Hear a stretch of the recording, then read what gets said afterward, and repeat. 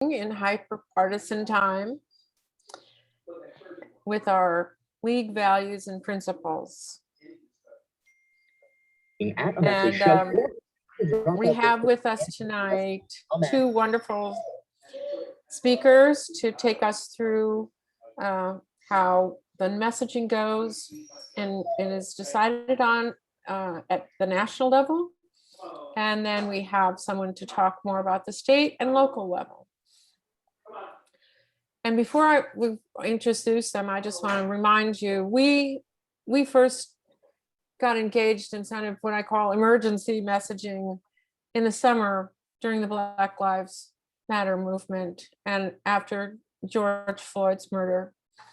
And that was the first time in our experience, we depended on the National League to guide us in messaging that was appropriate for the League of Women Voters and that would express our values and principles. One of the things we kept encountering initially, I did as president, and I think other presidents do too, is I would get messages. What is the league going to say? When are you going to say it? How are you going to say it? We need to say something. And getting past that knee-jerk reaction is one of the keys to effective messaging. And so without much more from me, I'm going to introduce Lolly Watt, who is on the national board. And she is my liaison to the national board, and we have somewhat regular conversations, which are very helpful. And Lolly's going to talk to you somewhat about what nationals process is for maintaining our nonpartisanship in these hyperpartisan times with some really significant events that it is appropriate and needing the league's voice. And following her will be our guest star here, Grace Chimene, who is the president of the League of Women Voters of Texas.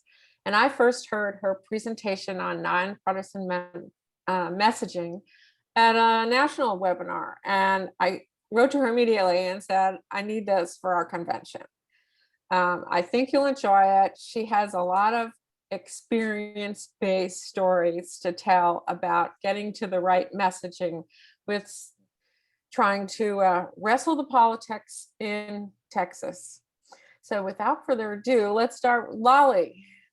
Hi, good evening, everyone. I'm Lolly Watt. Thank you, Suzanne. And as Suzanne mentioned, I am the liaison for New York State. I serve on the national board of both the League of Women Voters of the United States and as a trustee on the League of Women Voters Ed Fund.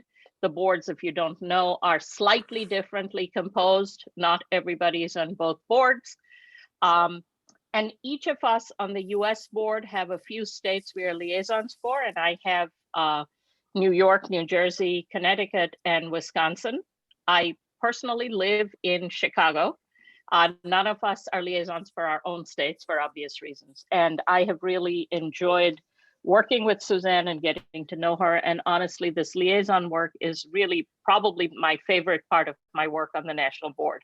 So with that background, I'm just going to take you through quickly how some of this national messaging comes about, just so you can have a kind of on the ground feel for it. So theoretically, we meet in person once every 3 months in DC as a board. And in the months that we don't meet in person, we're meant to have a quick phone board meeting. Well, obviously during the pandemic, we have not been meeting in person. We have been meeting using Zoom. And so there's not a whole lot of difference between our quarterly official big board meetings and our monthly meetings, although the monthly meetings tend to be shorter. However, given what has happened since last June when I joined the national board, we have had quite a few extraordinary and unscheduled board meetings. And that gives you an idea of where some of this messaging comes from. So what I'm going to say is anytime something happens, whatever messaging is coming from national, that is not part of an ongoing campaign that we're working on, is really something that still goes back to something we're all familiar with, which is our positions on issues. We really do not comment on things where we do not have a position. That sounds simple. It's not always so simple, because if you go in and you look for a position, say on impeachment of the president, there is no such position. So you're not going to find a position on impeaching the president that we can look at. So what tends to happen is if something happens in the public arena that Virginia K. Solomon, the executive director, who I think most of you are probably familiar with, if she thinks that there needs to be some commentary from the league, she will work with Sarah Courtney, who's the director of communications, and she will also usually send all of us on the board a heads up. Hey, we're working on messaging around XYZ that just happened. We're going to get you a draft in a couple of hours. So hang tight. So that's one set of stuff. And I would call that set of stuff fairly routine. And just so you know, we do not get involved in kind of wordsmithing any of that. We don't get that and say, hey, maybe you should move these 2 words, you know, 4 words to the right, or move this into the second paragraph or whatever. We depend on Sarah to really run that process. We do sometimes, however, look at that draft and say, we think you need to emphasize such and such a little bit more, or also mention. That happens a lot. Someone will say, we think we need to include some comment that covers such and such. And so there's often a kind of quick board back and forth reply all email that goes on around that. If we find there's a lot of that happening, that lots of people have things to say, and they're not all just, yeah, that sounds good, Deb Turner, the president, will say, well, maybe we should have a quick meeting. And they will try to schedule something, usually for the next day, where we can all actually get on a call, well, on a Zoom together, see each other, and kind of talk through, is this the right approach? What exactly does our position say? And given that, how should we respond? What happens some other times, and things like the impeachment, for example, where there isn't a direct position, we go back and we say, among the positions we have about representative government, about informed electorate, about upholding the Constitution, about any number of things, where properly does this fall? And I have to say that to give you a flavor for some of this, or even the January 6th events, when we met in person, the first thing that happened was we went around the whole board and people had a chance to say what they felt. And I can tell you, many of us were in tears. So this is not something that we kind of take lightly or sit back from or say, well, it's just a matter of business. Because if we're having an extraordinary board meeting to figure out what we want to say about something, we first, before we get to that really business part of the meeting, try to get our thoughts and feelings out so we get a sense of where everyone's coming from. And after that, we will kind of go through and say, okay, based on all of this, here are the highlights of the points we want to make. And we do talk a lot about everything that makes us upset or mad is not everything we want to make a statement on. Does it actually need a statement from us? And that decision is really based, first of all, on, do we have a position? If we really don't have a position, we can't take a stand on it. But secondly, is taking a stand going to actually help resolve the issue or put us in a public sphere where we really want to be? Because if people are looking to the league to say, well, what does the league think about this? And we say nothing, that doesn't really help us. But we try to always go back to what is our position? This is not a question of, do we like an individual? Do we like an action? It is, what is the long-term position we may have had for 10 years, 20 years, or 30 years? And we keep talking to that message. And I think when we get to Grace's part of this, you will hear her say that same thing again. So whether it's coming from the state level or the national level, we absolutely have to speak with one voice based on our positions and not based on how any one of us thinks. And so that really is how this works. That message will then be drafted. Again, we as board members do not do any kind of wordsmithing of that. I'm sure Deb Turner does when she gets it, because often she signs off on it. But so long as the points have all been agreed by all of us, we're good with it. And then it gets out to the state presidents like Suzanne, who then get it out to you. But what I would tell you is, again, don't make a statement if a member of the press or someone contacts you until you've had a chance to really think through what our position is. There is not a whole lot to be gained by being the first out the gate with a position. Wait till something comes out to you. And don't also feel the pressure that we have to say something about everything. Unfortunately, in the last year, 18 months, there's been a lot of things we have had things to say about. But, I think by and large, there are a lot of things that just happen that sound exciting at the time, but are actually rather routine. And if we sit back for 3 days, things die down. So that's all I have to say about this. But I agree with Suzanne. I was on that same webinar she was on when we heard Grace's presentation. I thought it was fabulous. And so I think you all are going to love hearing what she has to say. Okay, and I'll let Grace take it from here. Thank you, Lolly. I like the part where the board doesn't get to wordsmith it. I think it's a policy I would have liked. And I'm sure Laura would. We agreed on that very early on, that, that does not work very well when you have 14 people trying to make something sound good. Right. Okay, I'm going to let Grace take it, and she can let you know what you need to say when somebody asks you about the league and God. Grace, it's all yours.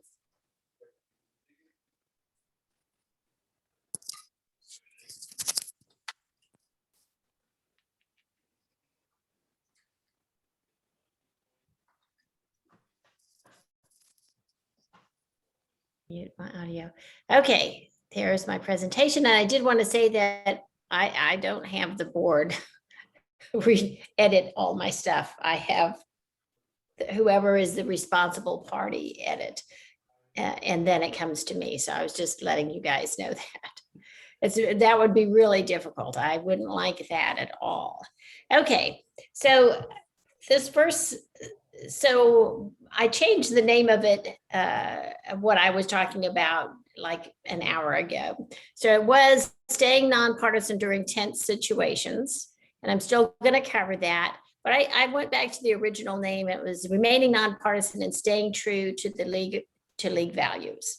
And so what I've done is each slide will have a strategy that I use. And then it'll also have a tense situation that I'll describe, which happens fairly frequently here in Texas. And then I will provide resources so that you can find the resources, and we will also send them to you in a follow-up email, or they'll be available on your website. So this first strategy is practice makes perfect. And so the question that they asked me when they asked me to first do this was, what type of public-facing strategies have leaders implemented to address a tense situation while remaining nonpartisan and staying true to league values? This is Texas, so this happens fairly frequently. I have lots of resources to pull from. So practice makes perfect. I think it's really important that each league start each meeting, and we encourage our leagues to do that, with the statement, we are nonpartisan, we never support or oppose any political party or political candidate. Our mission is empowering voters and defending democracy. I can't say that without going, woo, our mission is empowering voters, defending democracy, woo, because it just means so much to me, and I love our mission. So the first tense situation occurs at league meetings, because sometimes league meetings can get, people can get off track. and they can become partisan, or they could say things that may be considered partisan. And so it's really important to go back through and say that phrase again, and you can emphasize different parts depending on what it is people are talking about that they shouldn't be talking about. We are nonpartisan. We never support or oppose any political party or political candidate. And sometimes the phrase just has political party or candidate, but I say political candidate because there are candidates considered in other ways. And so I always put both of them there, but other places don't necessarily do that. So the resource for this one is lwv.org. That is the national website. If you go to it, you have to scroll to the bottom where it says League Management and click on League Management. And then up will pop a little bar at the top, and that's where you put in that's the search button, and you could search for guidance. If you put in guidance, you'll see all the guidances. So I'm gonna give you little hints like that. So I'm gonna go to the next one. Well, I'm gonna go to the next one. I'm gonna go to the next one. Okay, so the next strategy is titled Build Trust. So it's really important for the league to become a trusted resource in your community for voting in elections. And the first thing, what is the league known for? Well, they're known for being 100 years old, but they're also really known. Most people say, oh, the league, yeah, I read the voter's guide. And so it's very, very important to ask non-skewed questions in your voter's guide. And so lwv.org, League Management, has a fantastic guide on that called Are Your Voter Guide Questions as Unbiased as You Think? And it came about because apparently some people were asking biased questions. And so I had on it, you will find this example. And I just hand this out to all the people who are deciding on the questions. And we really wordsmith those questions with the Voter Education Committee. So the first example is an example where you compare the two and see which one is biased or unbiased. So many people are streaming into our country illegally, taking jobs from American citizens. Do you support a pathway to citizenship for these individuals? Or what, if any, actions will you support to create a pathway to citizenship? One, it's shorter, and two, it doesn't have that biased phrase at the top. So you really need to think about that, really review to make sure you're not doing any leading where you're going to guide people to vote one way or another. I think it's important because it's what most people know us for. Under Build Trust also is build a relationship with election officials. I don't know how it works in New York, but in Texas, we have 254 counties, and each county has an election administrator or county clerk, and they also have county commissioners and stuff, and the county judge, and all of those folks are involved in the election. And it's really important for leagues to get to know them, try to partner with them on things if they're doing a good job, help them with voter registration, help them in any way you can, and then you can become partners, and they will value the league more. They will trust you for being nonpartisan because they see you being nonpartisan. Provide trusted voter information. So if you're building trust in your community, you have to provide trusted voter information. If you have and you provide that voter information either on your little pamphlets or in your voter's guide, if it's a printed one, or oftentimes leagues have websites. And so they'll put voter information up there. On our websites in Texas, we're getting everybody Club Express. And what we do is I have everybody put voter information first, because who are we serving? We're serving the voters. And I don't care if we're having an event or if we're having, any league stuff going on. The community we're serving are voters. So that's up front. The first thing they'll hit right after home is voter information, where they could register to vote, sign up to vote by mail. or find out where to vote, vote 411, all that. That's up front and center.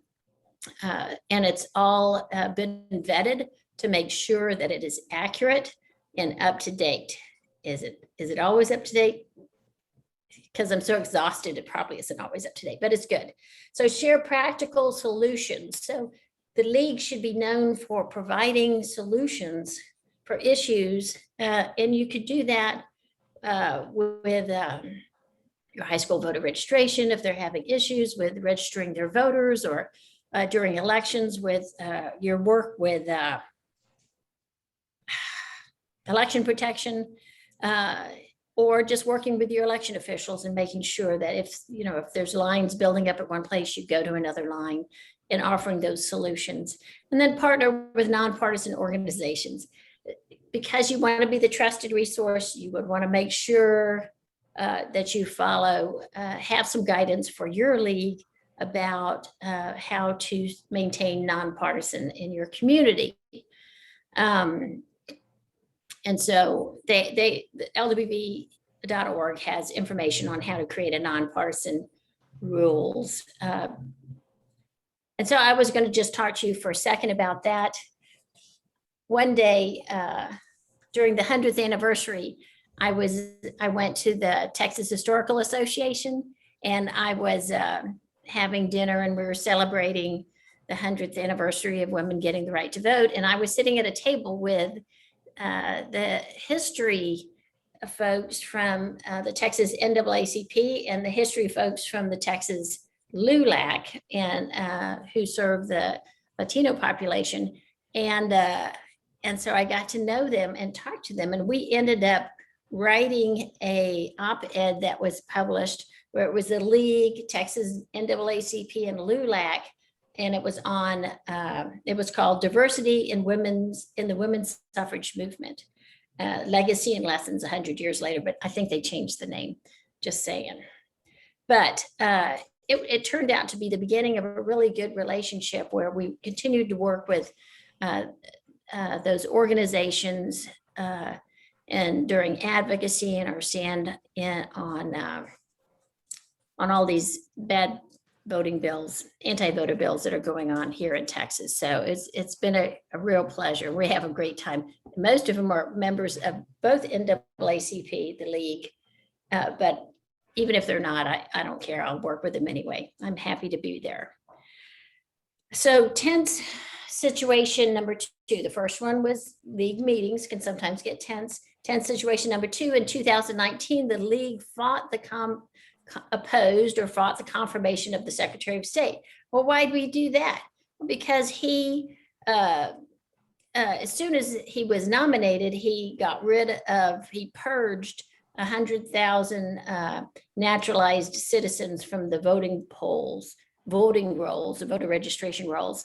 And we did sue him because we're the ones who register most of the naturalized citizens here in Texas. And then we also got together with our partner organizations and fought his confirmation. And that's why we say political parties and political candidates, because he is a nominee. He is not an elected official. And people did comment on that, but I said he is not a candidate. He is a nominee, and he did this, so we're going to fight it. So,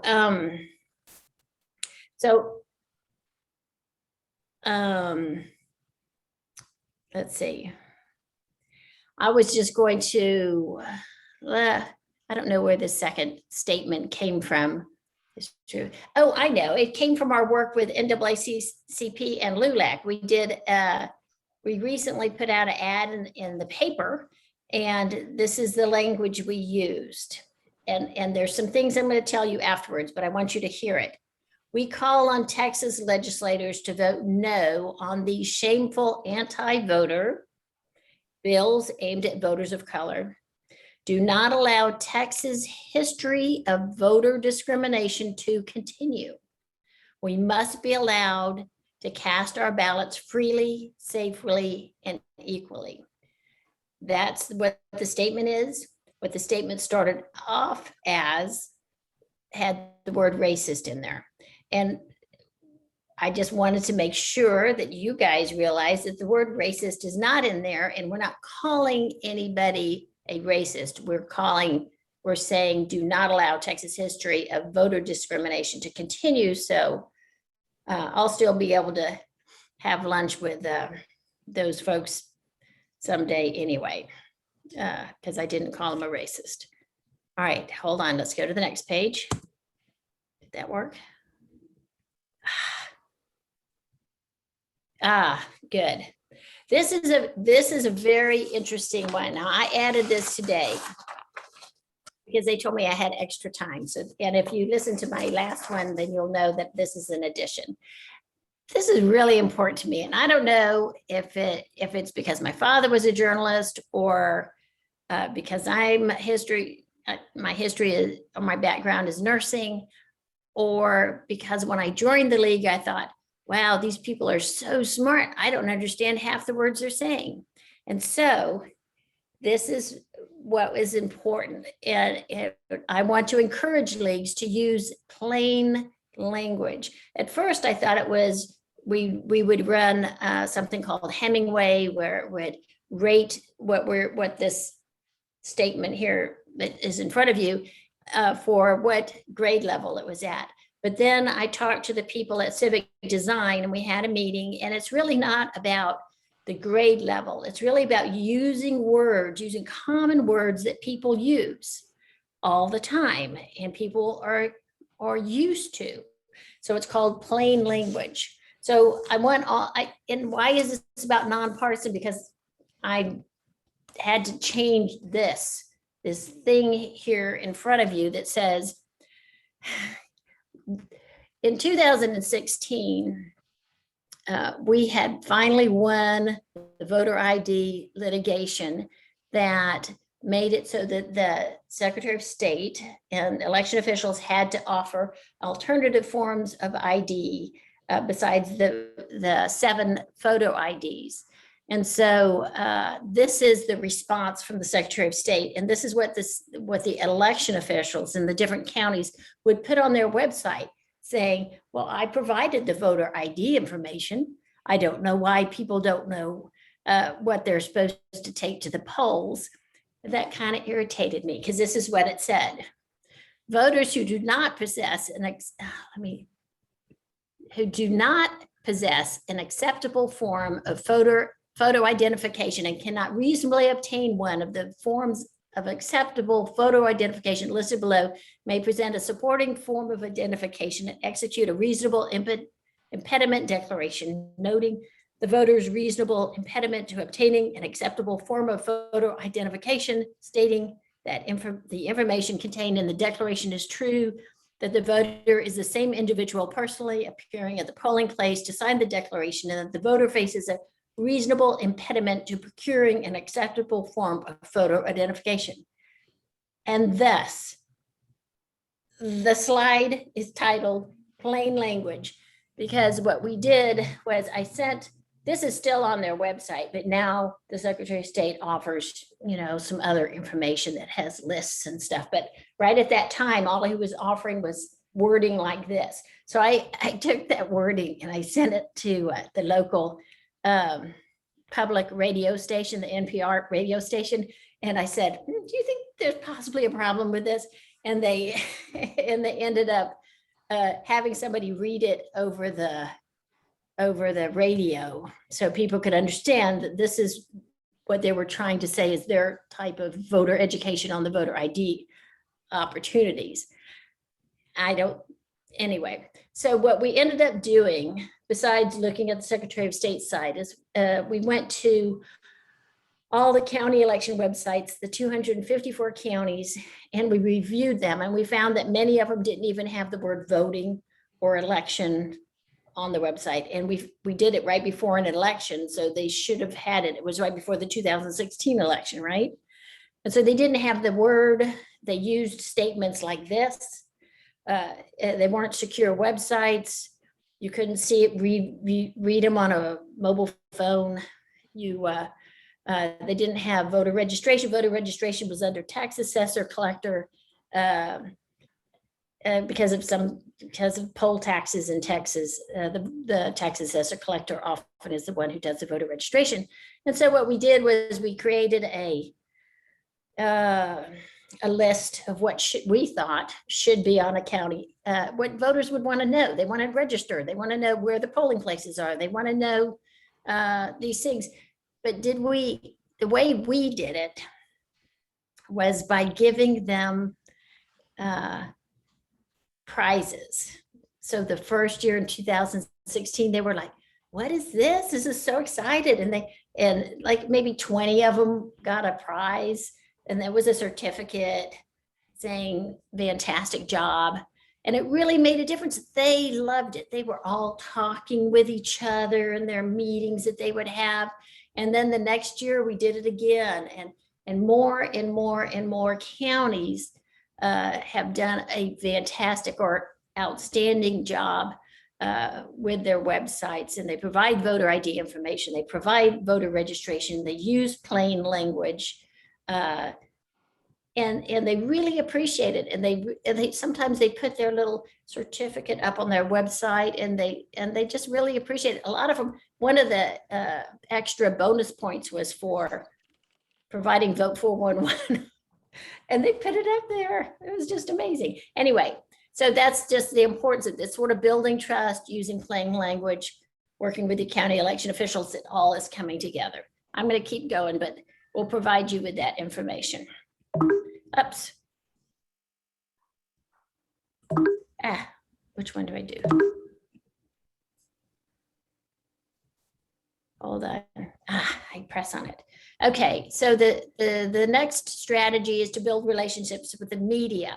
And this is really important. As Suzanne was talking about at the beginning, this just happened yesterday. Things come up all the time. So it was not top of my mind. We're mostly do voting and elections, but we also have other important issues, women's health, public education, criminal justice, lots of things that we follow, and we support bills or we oppose bills or we write testimony if we think it's important. So a reporter contacted me and he said that we opposed a bill that would require that all public school buildings in Texas have "In God We Trust" on a plaque put up in each of the buildings. And so people wanted to know why we opposed that. And so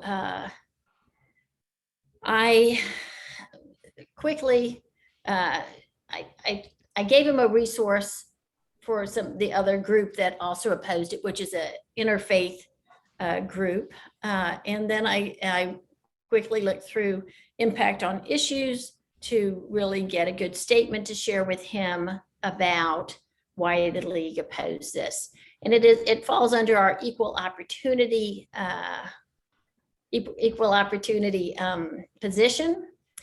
And so this is what I wrote. The League of Women Voters of Texas opposes placing "In God We Trust" signs in public schools. So that's our stance. That's just what we did. Students in Texas public schools represent many religions. So that was the issue. And I'm trying to build empathy on that. We would not want to post any statement in schools that would make a student uncomfortable. The league supports efforts to prevent or remove discrimination in education. And we consider this a form of discrimination. There's students from all over the world with many different backgrounds, many religions or lack of religion in the schools, and we just felt like this shouldn't be placed in there. But for some reason, in Texas, this was really big and everybody wanted to know about it. Whoops.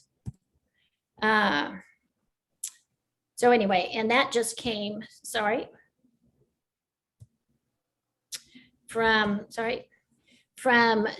from the impact on issues. I didn't have to think about it too much. We did just had to make some empathy points about why we chose to do that, why it was important. So be a resource to the media, support league positions, prepare to pivot in case you need to pivot, use league resources, have some shared values in there. And that was what was going on about making students uncomfortable. Sometimes you just need to send the media to another organization. This is not really our topic. So I sent them over to Texas Impact, the interfaith group, because that is their topic. And I know they'll feel comfortable talking about it. I didn't want to talk about it. I just wrote a statement. And then on here, it says, DEI the heck out of media. Don't just think it's public radio or your public news stations. Think outside the box. There are so many media out there. There is, I love it. Every election I talk to a Black radio station in Houston. They call me up and we have a little chat on the phone about what's going on about election laws and stuff. And sometimes people do public access media, but schools, I talk to schools and university newspapers and media. It's a lot of fun. So just think outside the box. Just don't think always just the same news. Okay, let's see if I could get to the next one. Oop, yay. Okay. Number 5 is messaging. Message with shared values. And always be prepared to pivot to league values, because you never know if a reporter is going to ask you something, or if you're talking to somebody and they start talking something that you shouldn't really be commenting on, because it's not what we do. So league values and words that don't immediately turn off whoever you're talking to. In Texas, we want to be able to talk to everybody. And I don't want to immediately have them with that first sentence just go running away. I want to start with a shared value. These are some words that you could use. Free and fair elections, everyone having a voice, accessibility, integrity. If I use the word integrity because they're using it in a bad light here, I always say integrity also includes making sure everybody can vote. Freedom to vote, equality, responsibility, democracy. So this statement here came from SB 7, which is that really bad anti-voter bill that at the beginning I was calling it a voter suppression bill, but all of this, the new research says we're really supposed to call them anti-voter bills, or we're not really supposed to use the words voter suppression, because voter suppression is not effective with our conservative legislators. So this is a statement we wrote. This is a victory. This is when, I think this probably is a statement we wrote when SB 7 didn't pass, because legislators walked out and they didn't have a quorum. So yay. This is a victory for all Texas voters, all Texas voters. Texans want elections to be free, fair, and accessible. That's our value statement. They want a transparent process. It's a shared value. Most everybody wants a transparent process they can trust, where Americans have equal freedom to vote, which is a shared value statement, no matter what they look like or where they live, whether in a small Texas town or one of Texas's major metropolitan areas. So the deal is in Texas that they really want to make it so people can't vote in the large communities, because that's where most of the communities of color are. And so I'm trying to say it in a way that tries to get them to pay attention. SB 7 is not what Texas voters want. So that is an example of messaging. Oops. Oop. Okay. Number 7, be consistent. This is exciting. You know what? Even in Texas, sometimes people do good things. And so if you catch them doing good, you need to praise them for it. And this comes from the resource here is my 30 years of experience as a pediatric nurse practitioner. So catch them doing good and praise them for it. The League of Women Voters celebrated when Governor Abbott extended early voting. Woohoo! We got an extra week for early voting. We had 3 weeks. He also did other things. It made it easier for people to vote. It was fantastic. But then he got a lot of pressure from folks, and he started changing his mind. So when election officials do something bad, the league will be known as a fair voice, because we celebrated and congratulated him when he did something good. And when he does something bad, then we could point that out. And then I always give myself bonus points for trying to build empathy in people who don't have as much empathy or don't think the same way I do. So tense situation number 7, 2020 election, League of Women Voters fights. Governor Abbott limiting drop boxes to 1 in every county. 1 in every county. 254 counties. We have a county, Loving County has 80 people in it. And we have Harris County that has 4 million people in it. 4 million people, 80 people. Okay, so this is what I said. Let's see what I said. Texans want to exercise their right to vote safely. It was during a pandemic. We are asking the governor to uphold the democratic values that our country was founding on. Empathy, common values. Let Governor Abbott know you are appalled. I'm not saying that you are appalled that he removed safe and secure vote by mail drop-off locations used by vulnerable, older, and disabled voters. Empathy, right? Building empathy in our most populous counties in Texas. So that was a thought process there. And I'm not calling names, or I'm saying those actions are not good. But I'm saying it in a very strong way. I think it's pretty strong. Boop. Okay. Issues are not partisan. Oh my God. Lolly, do you get this? This is amazing. Suzanne, people are always saying, you posted this about women's health and that's a partisan issue. I'm like, no, it's not. It's a healthcare issue. It is an issue. It's an issue. Keeping vouchers out of public schools, that is an issue. Republicans and Democrats, whether you believe it or not, are truly all over the place when they're allowed to be, if somebody's not putting pressure on them, when it comes to issues. They are all over the place. You know who we are?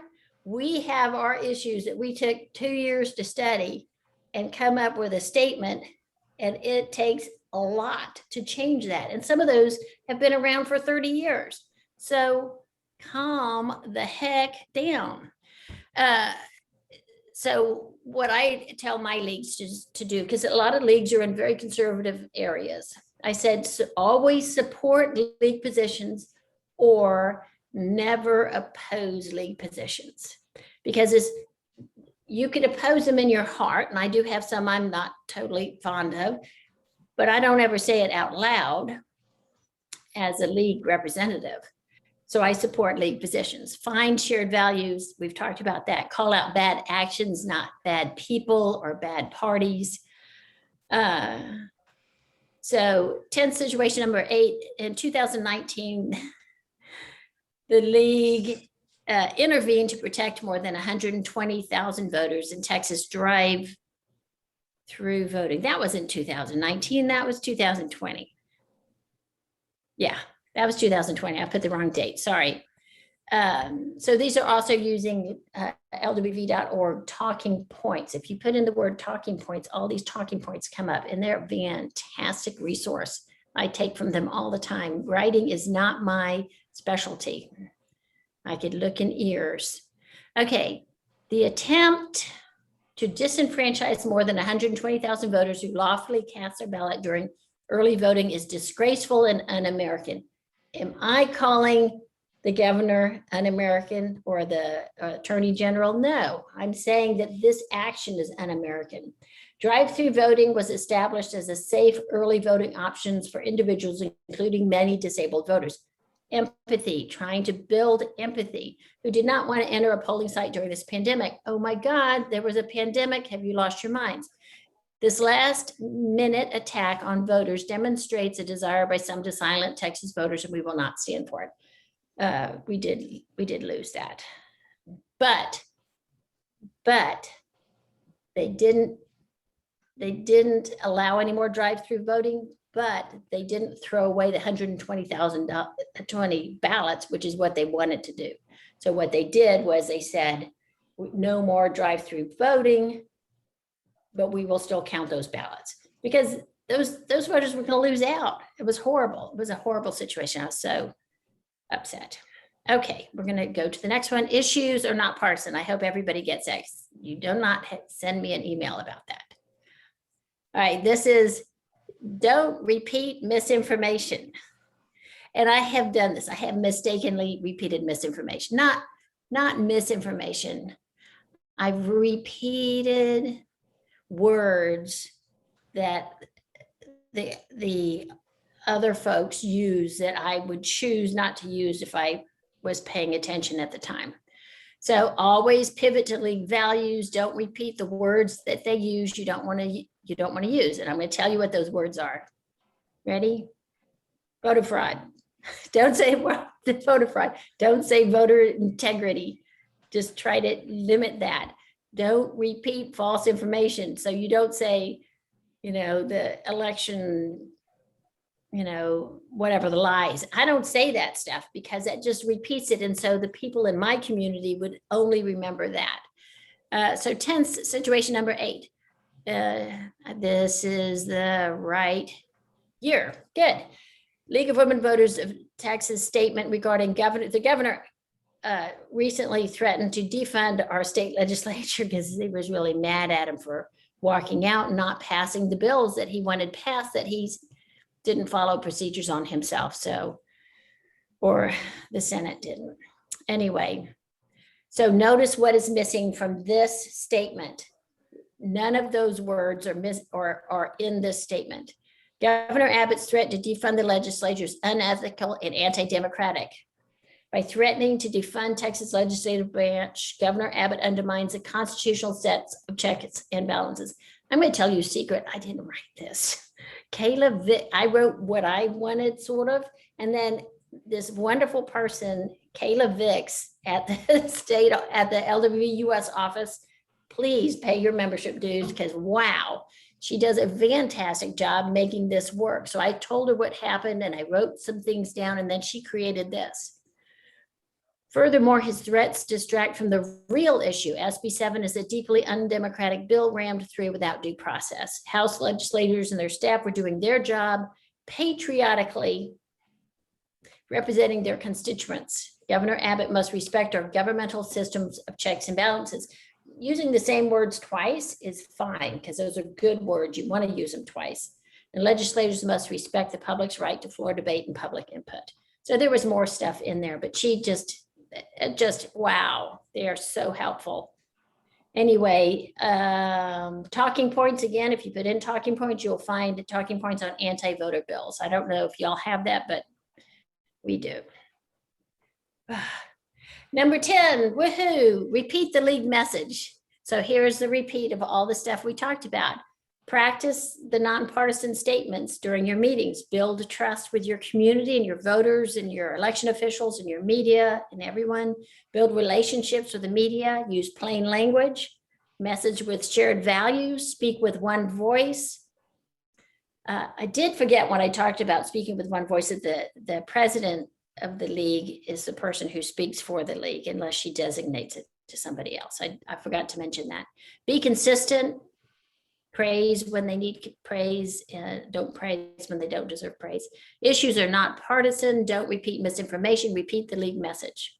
So you might think, wow, that must be pretty depressing living in Texas. So I found this quote. First, this is my dog over here on the right next to the voting sign. He went with us when we voted, and they actually let him in. He is a Bernie doodle, and underneath it says, "Have fun," because that's what we're supposed to do. So this is a quote from Sojourner Truth. Life is a hard battle anyway. If we caught and sing a little as we fight the good fight of freedom, it makes it all go easier. I will not allow my life's light be determined by the darkness around me. And so although it seems rather depressing here in Texas, I still love the league. I love our work. I think we're very effective.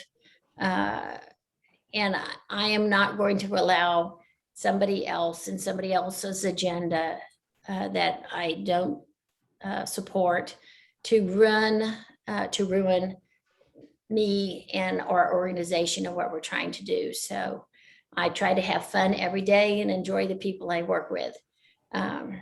Anyway, I think that's it. Let me look. Boop. Oh, these you'll be sent and they'll be available on your website. These are the talking points. And I am going to stop sharing. Yay. I hope you enjoyed it. I enjoyed going through all the statements that we had made.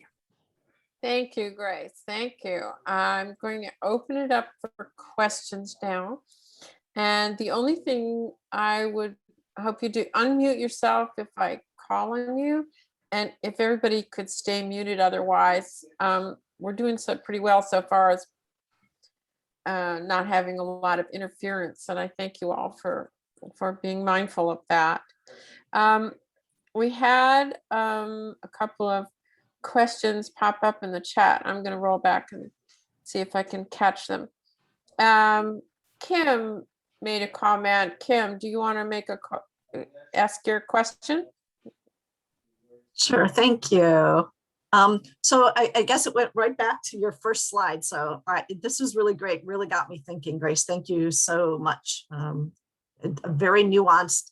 So I started off staying in the nonpartisanship lane, and then you broadened it out quite nicely. So my first question was really, if you're at a public league meeting and league members are expressing their own opinions, right, as to an issue or a person or a political party, which to me is the partisan piece, not strictly just on the issue, I can't really shut them down as the person facilitating the meeting, but I can remind the public, right, that that's not the position of the league, and remind my board members, right? That wouldn't be, I don't know that I was hearing you say that, like.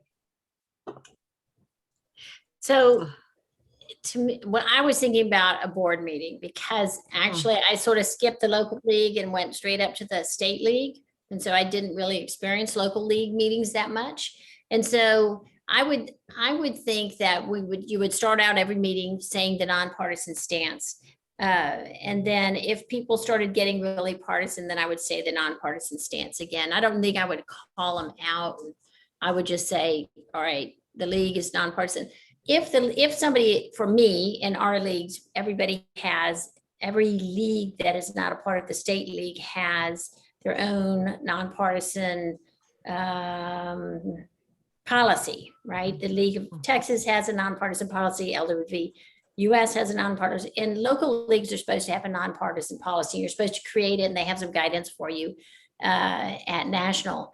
And I tell people that if they're representing the league, like say you're on Facebook and you have the league everywhere, then don't be partisan. If you're in a meeting and you have your league stuff on, some shirt or whatever, and you're representing the league, then don't say partisan stuff. But if you're just a person in the room, that's going to happen. That's my thought. Lolly, you want to speak to that? Yeah, I just wanted to speak to that a little bit. Kim, I don't know which local league you belong to, but I belong to a local league in a community of 27,000 people.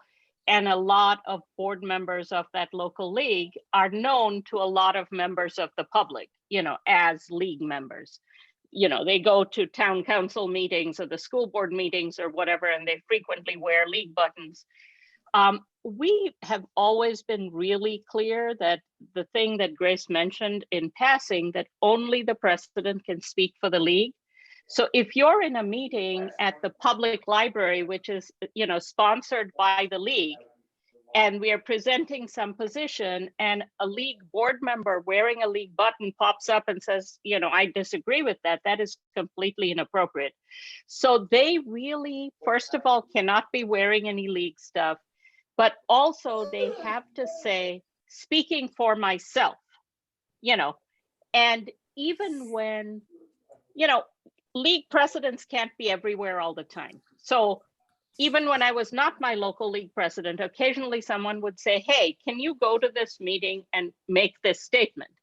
But I would stand up and I would say, speaking not for myself, but on behalf of the league president, name that person, who asked me to share this statement with you, you know, and then say what she wanted to say. So I think in a smaller community, particularly, we have to be really careful because people know who the league leaders are. And like Grace said, our two choices are we can support the league position or we can do nothing. We cannot speak against the league position. So. Okay, thank you. Another question, Grace, this is for you. You mentioned using the word racist, and it's not necessarily partisan, so why wouldn't you use it? Because if I don't know what it's like up north, but down south, the word racist is really it's deep. It's really deep about a person. And so I always say the action is discriminatory. The action is racist. I personally don't know if that person goes to bed thinking ugly, racist thoughts. I don't know that. And so I'm not going to call a person racist unless he is, you know, obviously doing something right there. And the term racist was taken out not by me, but actually by the NAACP. And so I was fine with it not being there. I was a little concerned that there was too much racist calling, because I'm afraid people aren't going to listen to you again, ever, if you call them a racist. Thank you. Ramona, you have a question? You can unmute yourself.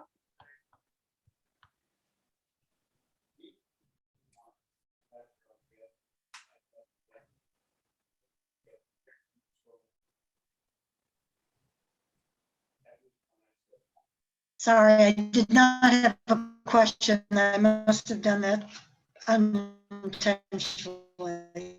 Okay, thank you. Sorry. That's okay. I'm just checking through. Has anybody else got a raised hand? Patty Garrett. Trying to get rid of it. Hi, I'm not sure if I missed this, so I apologize if I did in asking this question.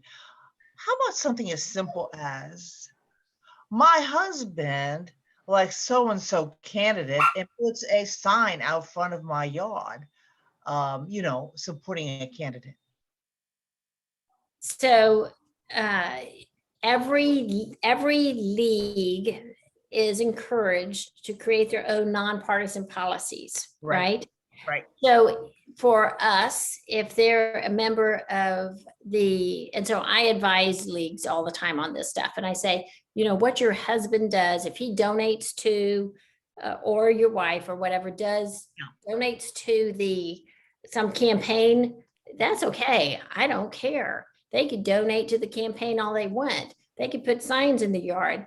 You yourself need to keep the signs off your Facebook page, off your social media, if you're a member of the board, and if you're representing the league, right? If you're a voter education, you're in the public eye representing the league, your voter education or the president, mostly. They're the ones who really need to stay nonpartisan.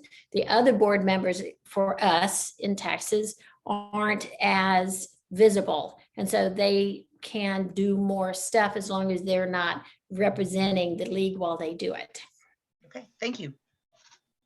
Okay, Lisbeth Chalmer, you had a question about fighting anti-voting laws. Can you Yeah. unmute yourself? Yes, thank you. Yeah, is national or states coming together to fight all these anti-voting laws? I mean, it's terrifying what's happening, and I like want to drive myself to Georgia and, you know, I don't know, knock on doors. I mean, it's so similar to what's happening in so many states. Are you guys talking? Are you Absolutely, rather than reinventing the wheel everywhere? Nope. So if you go to lwv.org, right, their website, and you go to league management, look up talking points, they have an actual talking point section on anti-voting legislation. And then for a state president, I also have access to the communications team, because, you know, I could write some stuff trying to use things and put things together. And then these wonderful, wonderful, talented comms people who are professionals at it will come through and go bloop, bloop, bloop, bloop, bloop, and make it wonderful. So we get the support from there. We also get support through their legal folks. So Texas, when these bills pass, we find there's legal groups that will litigate, and then we have to show standing in the case. And then we talk to national about those stuff. Who should we get to litigate? And they help us with all these, the lawyers. So there's a litigation team, there's a comms team, and they just do a fantastic job. Am I talking with Georgia? I'm not talking with Georgia because I'm in the midst of a legislative session and I'm dealing with Texas. I know what's going on in Georgia because I read the paper, but it is a national plan apparently created by the Heritage Foundation. They're putting out all this stuff, and it's really hard for even really good folks and elected officials who don't want to do it. It's hard for them to take a stand against it because they will be primaried. When you litigate, I mean, do you litigate Governor Abbott? Do you litigate against, I mean, We litigate, I don't want to be partisan, but we litigate the Secretary of Republicans doing State this, and how can you not appear partisan if you are suing them? because it's an issue. We're suing the Secretary of State. I'm suing the Secretary of State because Secretary of State in our thing is nonpartisan. I'd sue him even if it was partisan, but is nonpartisan. He runs all the elections. He So is you're suing the office, not office. the person. Okay. Well, no, it's whoever the person is in the office. I Well, get, that's I just, don't that's really my question. How can you maintain being nonpartisan? I mean, I remember reading It's so not- much in Texas when they were, getting rid of your drop boxes, and people were accusing you of being partisan, and you kept, really focused. We Yeah. are not partisan. We are for voting. absolutely. It's And an I thought it was issue. great. I thought And it was we, great. when we litigate, in any case, it's always about issues. It's about issues where they're not giving us voter registration cards. It's about issues where they're not following the law for the Voter Motor Act, and they're not registering voters. And when you update your driver's license, it's an issue where they put people in jail, and we do an amicus brief because she did a provisional ballot and it didn't count, but they still put her in jail for 7 freaking years. So that is not partisan. It's an issue, and we litigate it about it. Thankfully, we don't have to pay for it. The litigation is done by whoever. They are reaching out to us to use our organization as a way to litigate these type of things. Thank you. Lolly, you had something to add? I to just all this, want to please? really Please. quickly add on.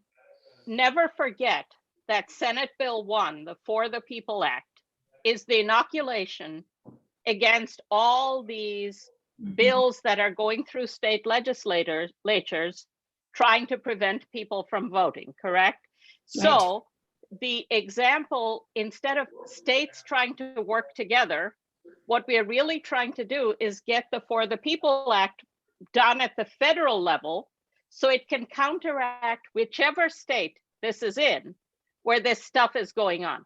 And National is very much working on a whole series of things where we will need all of your support, every single member, whether your senators currently are supporting the bill or not supporting the bill. There will be things for you to do, including reaching out to businesses that you do business with, your hairdresser, your grocery store, your car dealer, asking them to support these pro-democracy measures that are in Senate Bill 1. So just look out for that stuff. It's coming. It's coming. And so what we say is, if we have on our website, we have this thing called Take Action. And right now, folks can write emails to their legislators, and they can email a pre-written letter to the editor.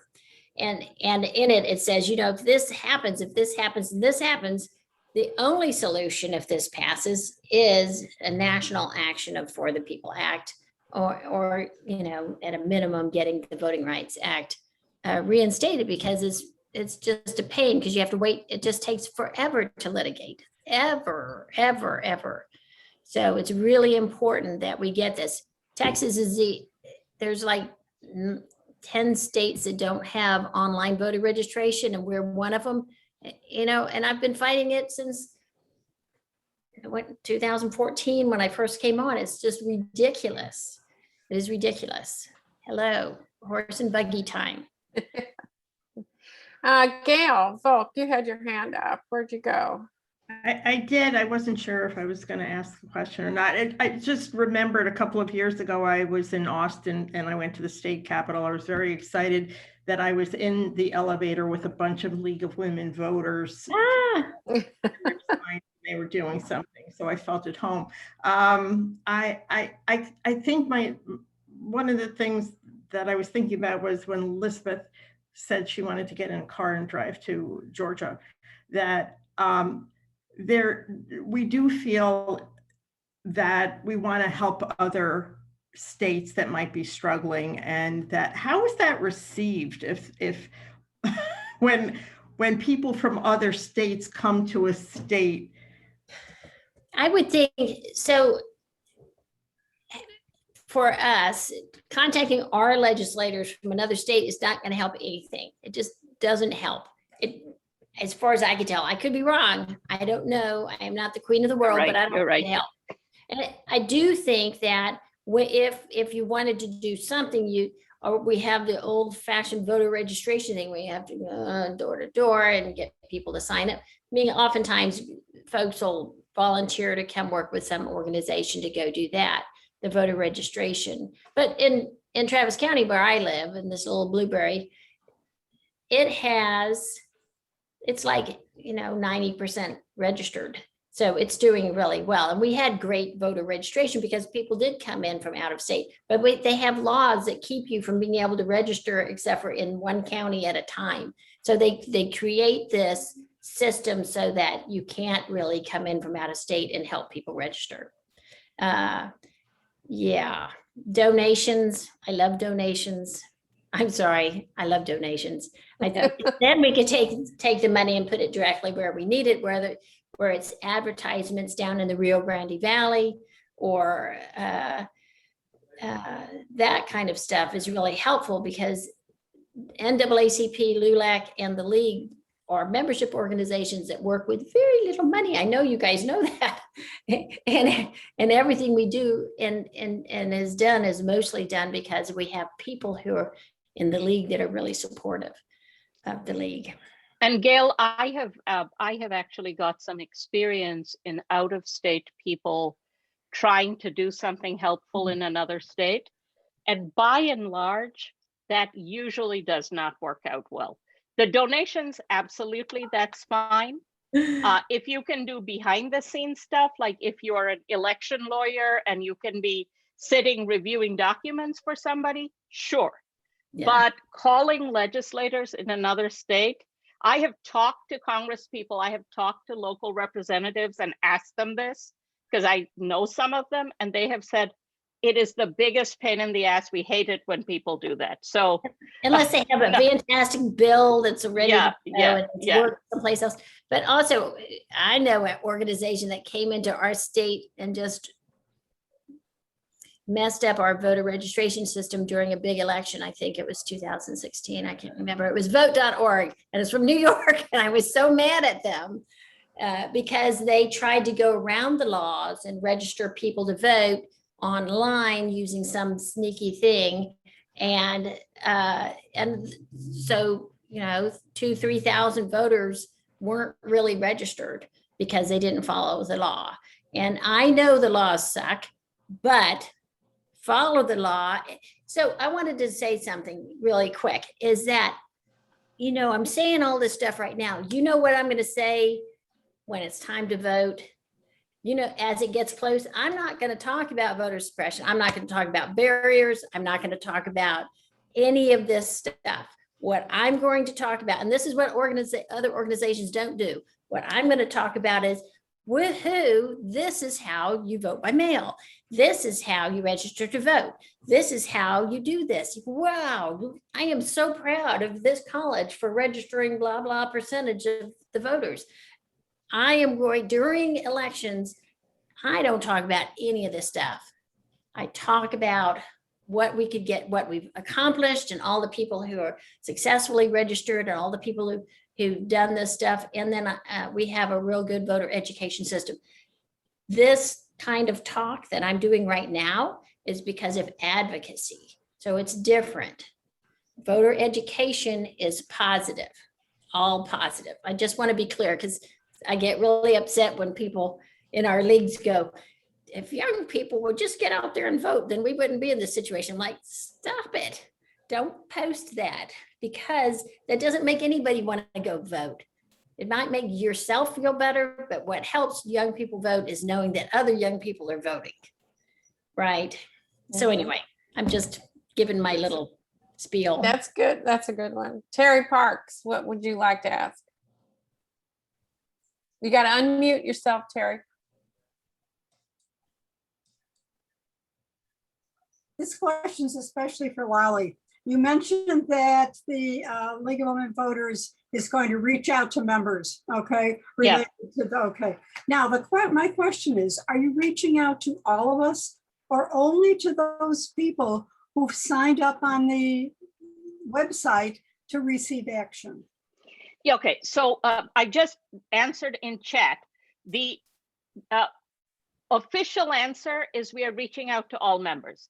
The unofficial and truthful answer is we can only reach out to members we know how to reach, right?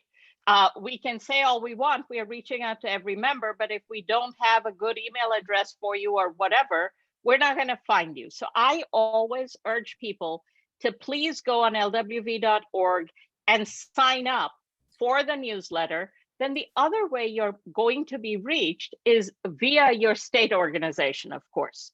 But that is one step removed, and a lot of this stuff will move very fast. I can tell you as of today, we think that the vote on the For the People Act will actually be in August as opposed to July, which is what we had thought. So there will be a big push from us in July. And so I would urge everybody, please go sign up at lwv.org for our updates. It's the only surefire way to know that we will reach you. Lolly, when we renew every year, our Yeah. state league and our members give us their email address. Yep. We put it into the portal for the National League. And our state league takes those email addresses and they send things to every person using those email Yes. addresses. And that's what's meant to happen. If all goes well, that's what happens. But I still feel more comfortable if you hear about it twice than if you don't hear about it at all. That's all I'm saying. Yeah. Thank you. Okay, am I missing any hands up? I'm not seeing any. Any other question with the physical hand up? I'm missing. Okay, there are no more questions. I want to thank you all and thank our presenters very much for sharing with us and spending some time with us. And we'll send you in a follow-up email all the resources. They'll all have a link in them. So don't worry if you didn't get it out of the chat. Thank you, Grace and Lolly. Take Thank care. you. Talk to you Thank you, later. Suzanne. Bye-bye. Thank you, everybody. Thank you. Bye-bye.